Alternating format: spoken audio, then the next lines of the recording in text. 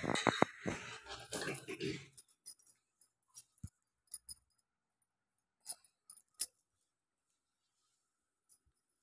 पहा आता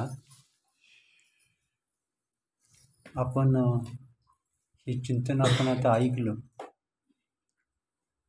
तर हे चिंतन आपल्या विशेष म्हणजे हे चिंतन पहिली गोष्ट आपल्या बुद्धीपर्यंत हे चिंतन पोचलं का, पहिली गोष्ट हे चिंतन आपल्याला कळलं का, ह्या चिंतनाची काय उंची आहे, ह्या ज्ञानाची काय उंची आहे हे आपल्याला कळले का,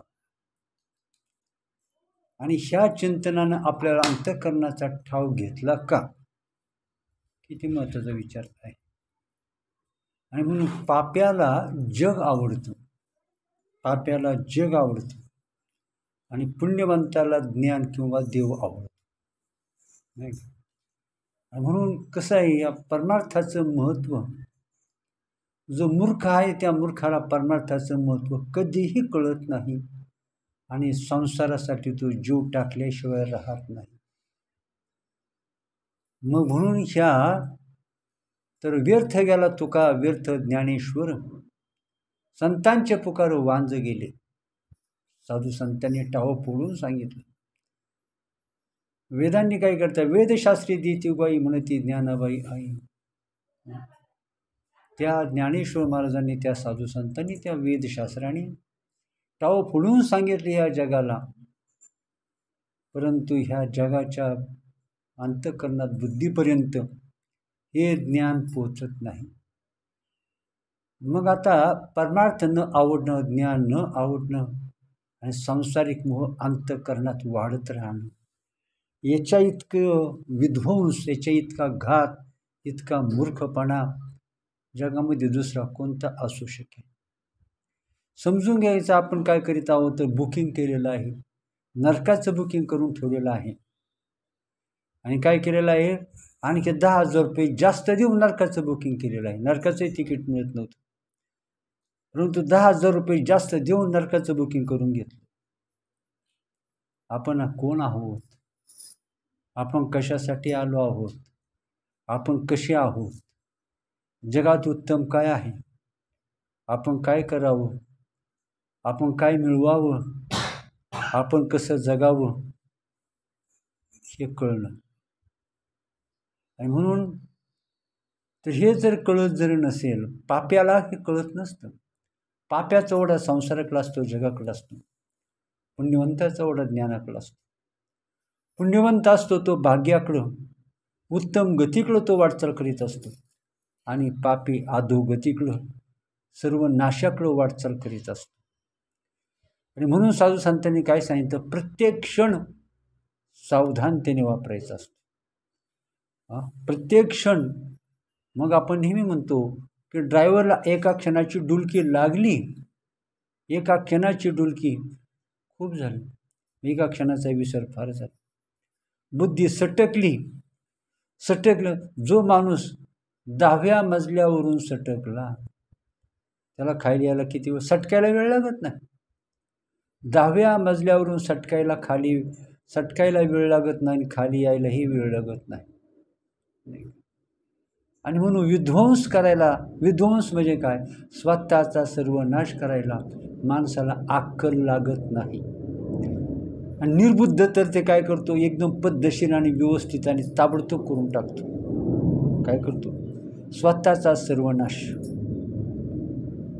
स्वतःचा सर्वनाश करून घेणं, पुढल्या महाभयंकर दुःखाची व्यवस्था करून ठेवणं, हे मूर्ख शिरोमणी जगाचा तो आदर्श असतो. म्हणून तर साधू संतांचा अवतार झाला. परंतु म्हणून तर अंतःकरण पवित्र करायचं असतं. अंतःकरण पवित्र करायचं असतं. देवापेक्षा साधू संतांची जवळीक जास्त महत्त्वाची असते. साधू संत काय करतात, आपला बुद्धीचा मळ काढून टाकतात, आपलं अंतःकरण घडवतात, बुद्धीला काय करतात, शक्तिवान करतात, बुद्धीला प्रचंड शक्तिवान करतात. आणि ती बुद्धी काय करते, डायरेक्ट परमात्म्याशी जाऊन भिडते. हे काम कोणी करू शकत नाही. परंतु दोही पेवावरी ठेवू जाता हात, होय अपघात शरीराशी. आपलं पोरग जर दारू पिऊन चौकात पडत असेल तर बापाला काय वाटत असेल? पोरग दारू पिऊन जर संसारात पडत असेल, आपलं दारू पिऊन चौकात पडत असेल तर बापाला काय वाटत असेल? आणि तशाच प्रकारे आपण जर असं उत्तम अशा प्रकारचं अध्यात्म ज्ञानाकडं त्याची अवहेलना करून संसारामध्ये उड्या मारत असू तर साधू संतांना काय वाटेल, देवाला काय वाटेल, नाही का? आणि म्हणून आपण मगाच आपला थोडासा विषय झाला की तू म्हणतो का रे देवा, तू माझ्यावर का कोपला? मी इतका वाईट आहे का? मी वाईट काय केलं? तर अमक्या माणसं कशी जगात सुखात आहेत, किती त्यांच्या गाड्या झाल्या, किती बंगले झाले, किती काय काय त्यांचं मजा चाललेली. आणि देवा माझं का तुला तू मला एवढं दूर लोटतोस? आज 4 दिवस झाले ते माझं नाव घेत नाही. जगावं कसं परमेश्वरा? तूच सांग मला, नको नको झाले, नाही का?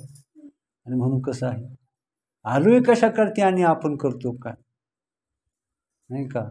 म्हणून ऐकश्या इतीचे वर्म स्वय तूच आहेस ब्रह्म, याविषयी संशय संदेह धरू नको. इथे पहा आता किती सांगावं. शाण्याला एक बात आणि गाढवाला सारी रात, नाही का? तुमच्या खिशात 500 रुपये आहेत, ते किती वेळा मोजता तुम्ही? एकदाच मोजता ना.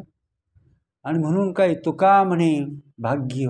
पाहत आहे का, हे तुम्ही काही नवीन काही सांगत नाही, विशेष काही सांगत नाही. पहिलीच्या मुलाला काय सांगायचं? हा मुलाला किती रोज द्यावा? विचार करा. जो असा कामगार आहे, कोणता? बांधकामावरचा मजूर आणला गौंड्याच्या हाताखालचा मजूर, तो आपल्या कामाकरता आणला, त्याला किती रुपये रोज द्यावा? 50,000 रुपये रोज द्यावा त्याला, नाही का? आणि म्हणून काय म्हटलेलं आहे, संतांनी इतकं सखोल ज्ञान, पराकाष्ठा केली. त्यांनी आपले वशिष्ठ महाराज प्रभूंना म्हणतात, काय, हे रामा, हे शास्त्रे जाऊ दे, हे जगही जाऊ दे, उत्तम गती जाऊ दे, ब्रह्मस्थिती पण जाऊ दे, परंतु हे श्रीरामा, मी ह्या जगाच्या उद्धाराकरता किती जीव काढतोय आणि माझ्या रक्ताचं पाणी केले, हाडाची काळ केलात आणि माझा कंठ शोष होतोय, म्हणून तुला माझी तरी दया येऊ दे. माझ्या दयेसाठी तरी तू ह्या आत्मज्ञानाचा विचार कर. मी घसा फोडून का सांगत आहे ह्या आत्मज्ञानाचं महत्त्व? संसाराचं महत्त्व जगात कोणी सांगितलेलं नाही का? आणि म्हणून तुका म्हणे भाग्य या नावे म्हणिजे, संसारी जन्मिजे याचसाठी.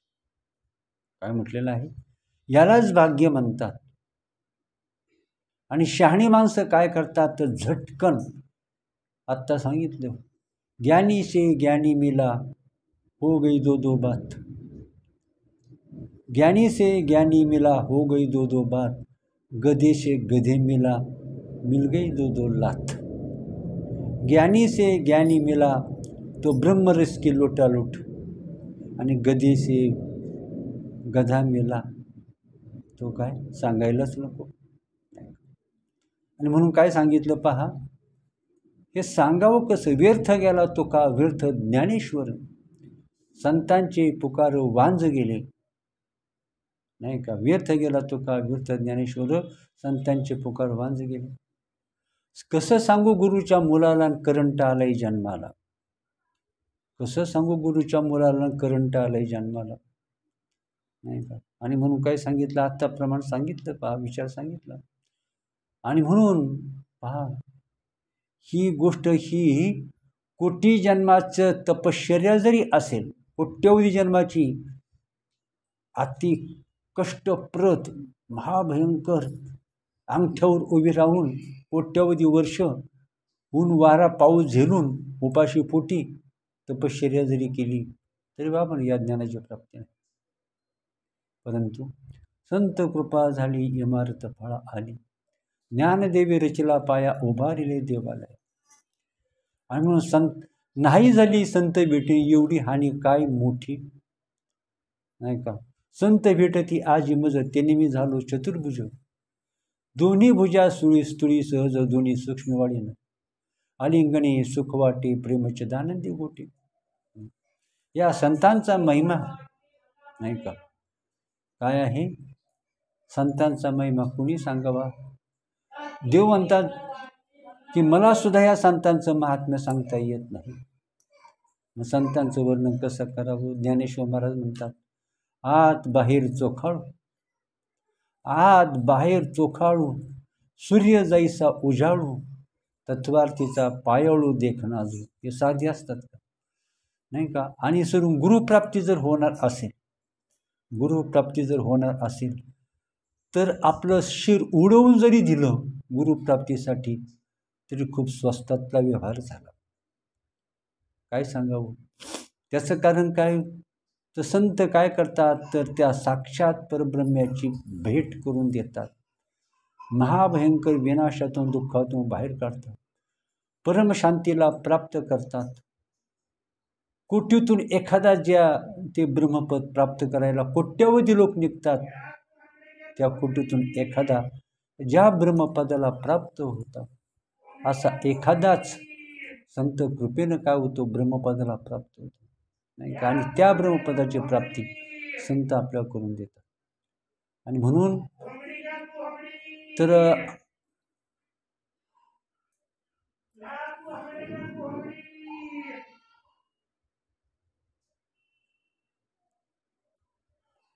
म्हणून याच्यासाठी काय महत्त्वाचं आहे तर संत संग महत्त्वाचा असतो. काय, संत संग खूप खूप महत्त्वाचा आहे. आणि संत संघातच हे ज्ञान प्राप्त होतं. संत संघ एसटी निघते, महाराष्ट्र शासनाची एसटी आहे, मुंबई किंवा पुणे नाशिक एसटी आहे. ती एसटी काही एका प्रवाशासाठी सोडत नाही, नाही का. एका प्रवाशासाठी काही एसटी सोडत नाही. विमान काही एका प्रवाशासाठी सोडत नाही. आणि दवाखाना काही सुद्धा एका पेशंटसाठी नसतो.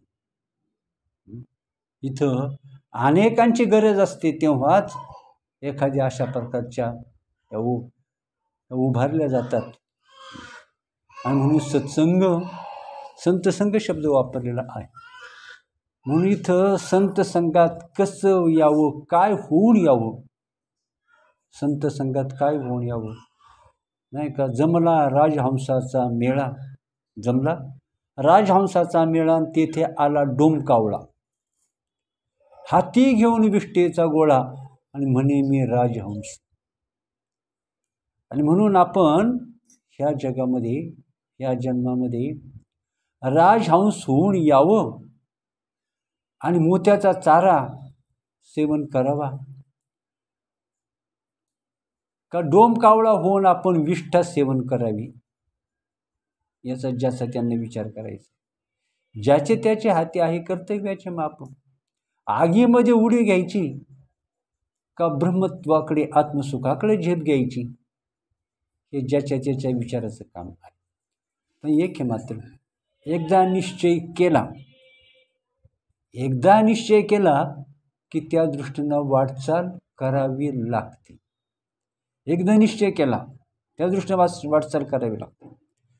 एकदा एखाद्या मुलानं डॉक्टर व्हायचं ठरवलं तर त्यांना मेडिकल कॉलेजमध्ये त्याने ॲडमिशन घ्यावं लागतं.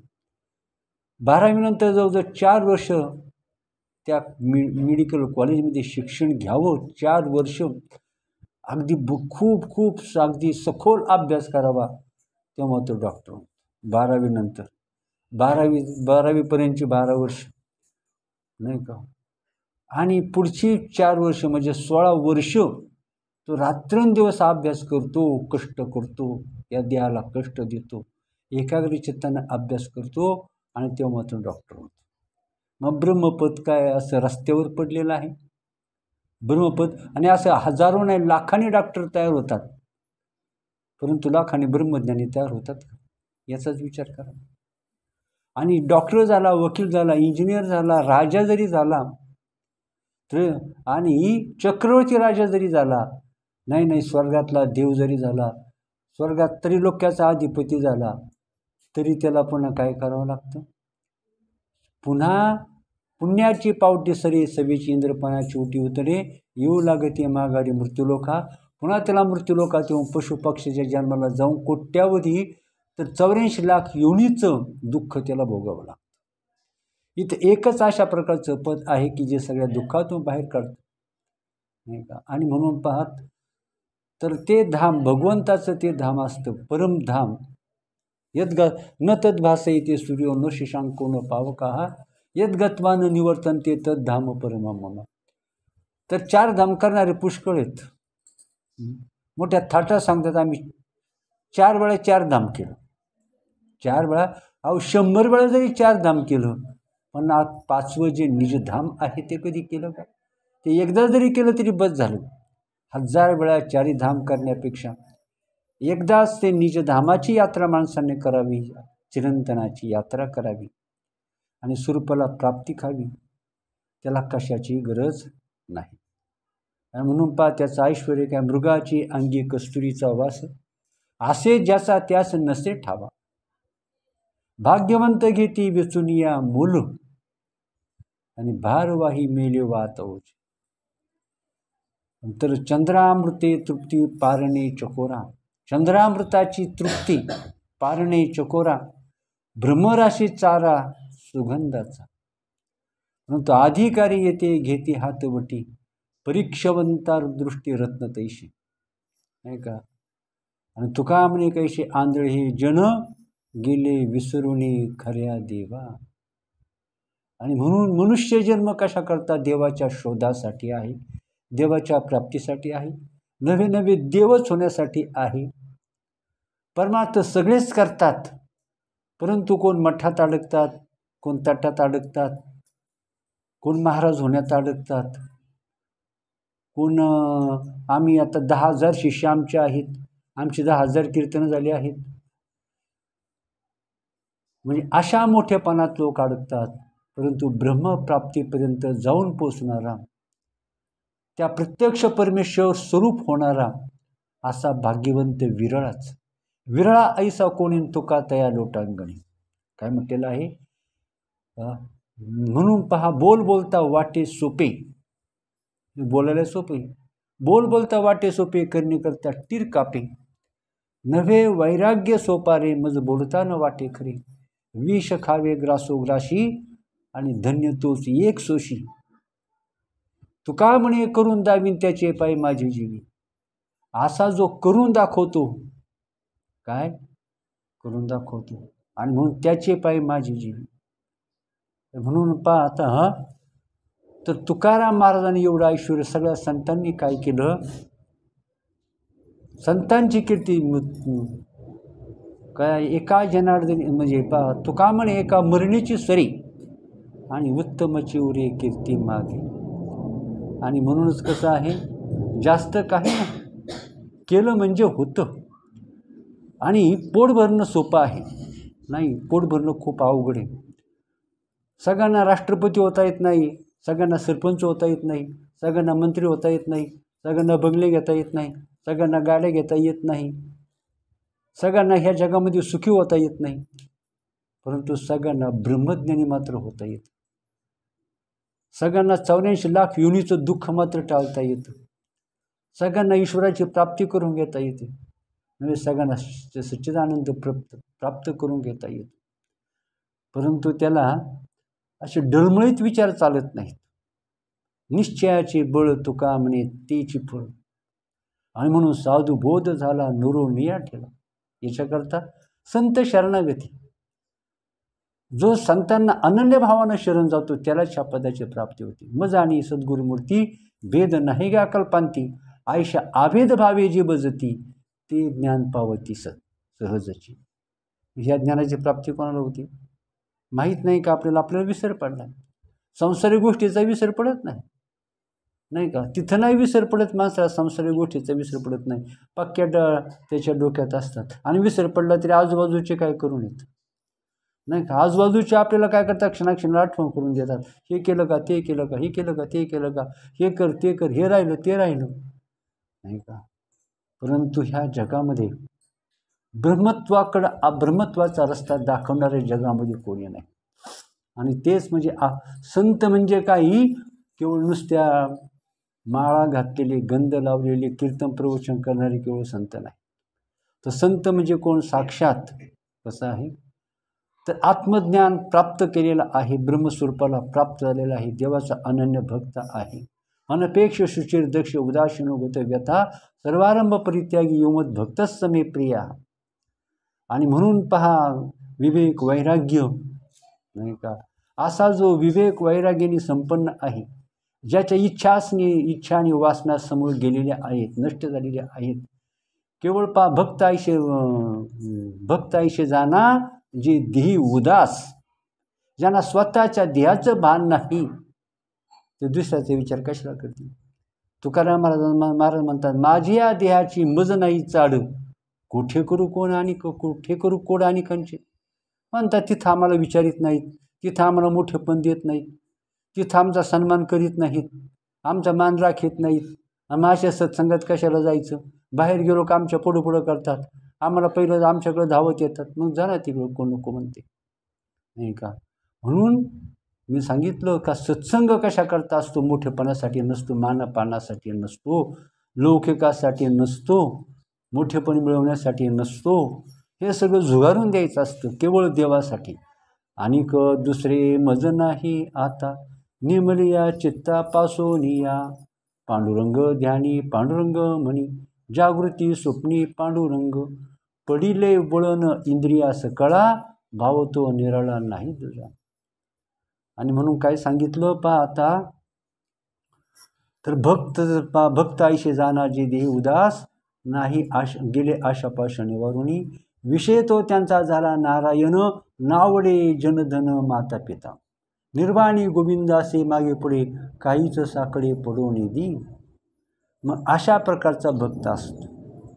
आणि म्हणून कसं असतात, त्याच्या सगळ्या इच्छा नष्ट झालेल्या असतात आणि सगळे त्याचे आशापाश तुटलेला असतात आणि ज्याचं अखंड भजन चालू असतं, नाही का, नव्हे.